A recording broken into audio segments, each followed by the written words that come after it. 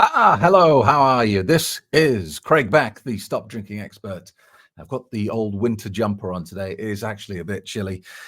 Today, we are talking about alcohol as a form of self medication, because a lot of people are using alcohol for that purposes. They want to quit drinking, but it's like they're also going to be giving up their medicine, and the problem they are using the medicine for will get worse as a result. It's a dilemma. Let's talk about it. Just a reminder, if you're worried about your drinking, don't be one of those people that sit on the fence getting splinters in their backside. Actually take action.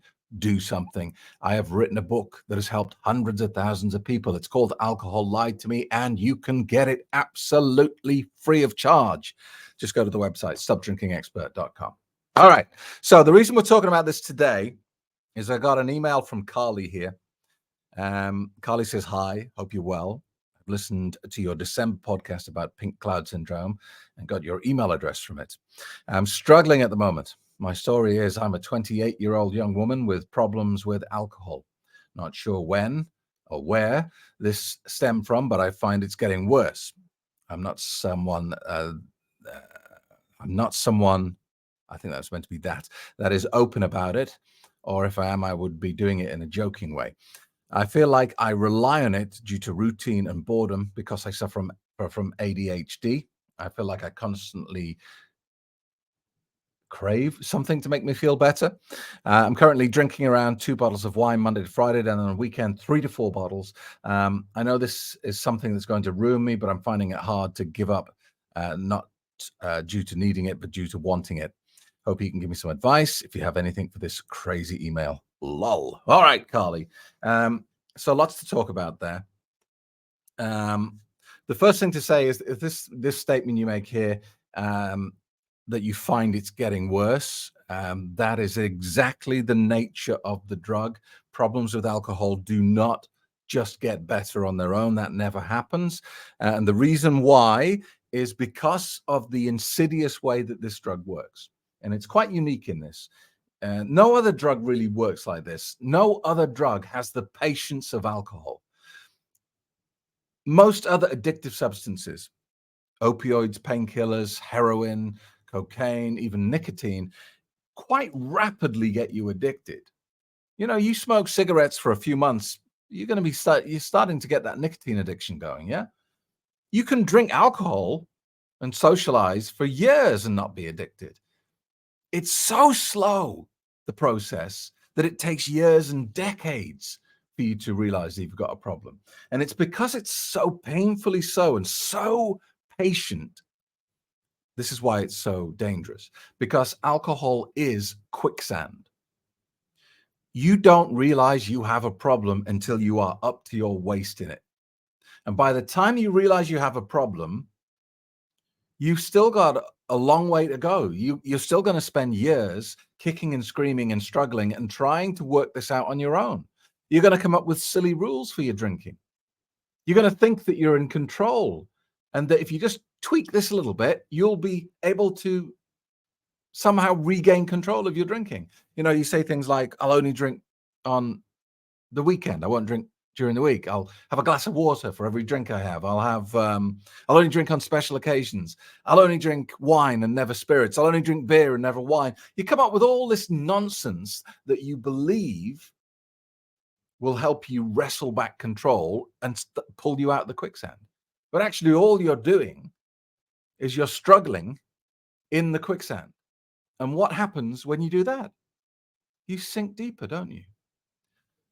The only way to get out of quicksand is to ask someone for help, to reach out a hand and say, pull me out, please. That's the only way.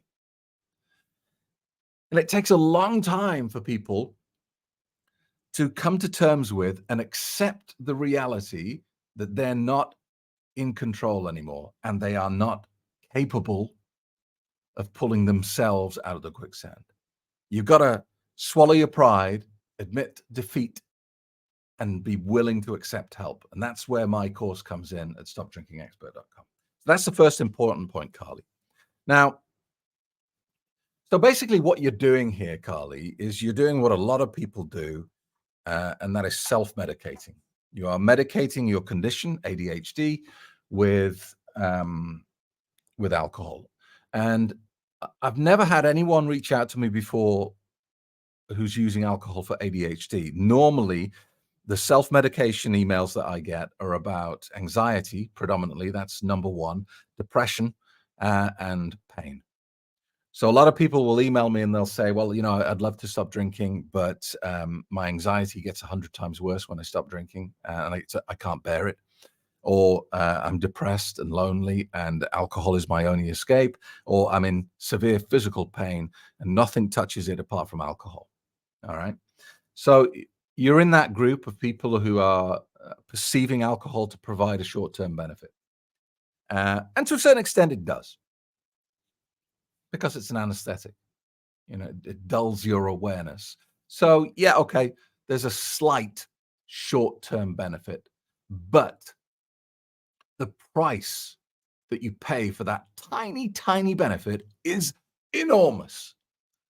I mean, honestly, it's like me lending you $10 and saying, "There you go, $10, do what you want with it," and me coming back tomorrow and saying, "Right now, I want $1,000 back because that's the deal." How many times would you come to me and ask for $10 if you were thinking about the bigger picture? If you were tunnel visioned and just thinking about the moment and you desperately needed some money, yeah, you'd keep coming back to me, "Give me $10." And that's how alcohol works. It keeps you trapped in that little bubble of the short term where your problem resides. I'm in pain. I'm bored. I'm lonely. I'm depressed. Help me. Alcohol goes, "I'll help you." And you take the help. But if you zoomed out, you'd realize the price that alcohol is now charging you for that tiny bit of relief is just ridiculous. It is like going to a loan shark to deal with your debt problem. Initially, it appears to help, but in the long run, your life becomes unbearable. So, look, people who tell me that they're using alcohol to deal with physical pain, it's like you're using the worst possible drug to do the job. If we had 100 different painkilling medications, alcohol would be right at the bottom of the list. It works, yeah, kind of, but the side effects are horrendous and it's not very effective. And you've got degrees of painkillers and they all have their side effects and they're all specific for each requirement. And I would say if you're using alcohol to cope with pain, you're just not being medicated correctly. You need to go to your doctor and explain the situation. Now, doctors, sometimes you have to stand your ground a bit in my experiences.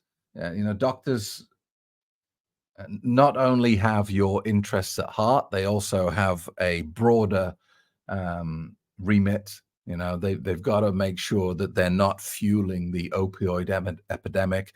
They've got to make sure they're not, helping to create superbugs that are resistant to antibiotics and all that sort of stuff. So if you go to your doctor and say, "Give me painkillers," the short answer is going to be no.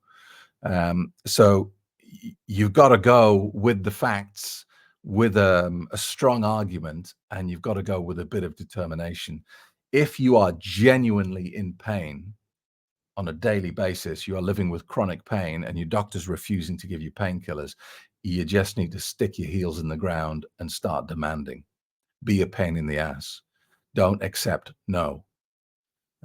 Because that no has to come. There has to be some sort of filter there. But if you need pain relief, then you need pain relief, and do not leave that surgery until you get a solution. And the same is true of any other health condition that you're using alcohol to cope with. If you have anxiety, um, then using alcohol is not only causing you other problems outside of anxiety, but it's making your anxiety worse because the way alcohol keeps you in that loop of using is by creating an anxious feeling, a jittery on edge feeling where you don't feel comfortable in your own skin, where you don't feel like you belong here, but you don't know where you should be. It's that jittery, uncomfortable feeling that you vocalize as, "Oh, I could do with a drink." That is a complete manifestation of the drug alcohol. That's alcohol creating anxiety and promising to remove the anxiety if you just consume the drug. So if you're using it for anxiety, you're just creating more of what you don't want. Same is true of depression. Alcohol is a depressive drug. If you are using alcohol to help with your depression, you are throwing gasoline on a fire because it's wet. You are It's 2 plus 2 equals 27, right? You're assuming that alcohol will help when actually it's just making everything worse. So in all these cases, and especially with ADHD, Carly, um, the problem here is that you're not being correctly medicated. All right. If you're having to use alcohol to get through your life because of your physical or mental symptoms, it means your doctor is not doing his or her job properly. So, first thing for you, Carly, is to go back to your GP, go back to your consultant, and have an honest conversation with them about how you feel and how your current medication is not working, and you need a review of your prescription. So get the correct medication for your condition first. Get that in place, and then you can get busy on removing the alcohol. And if you need help to do that, like I said, go to the website, stopdrinkingexpert.com, and you can download a free copy of my book. And hopefully that will help you out. All right, Carly, look, don't beat yourself up, right? Lots of people are in your place. Lots of people are having a tough time, and they're finding their only escape is alcohol. And they've been using it for quite a while now, and they've discovered that alcohol is now creating even bigger problems, and you feel stuck. I understand how frustrating it feels. You feel like you can't lose the thing that's creating the problems because it will reignite the original problem. I get it. But trust me on this,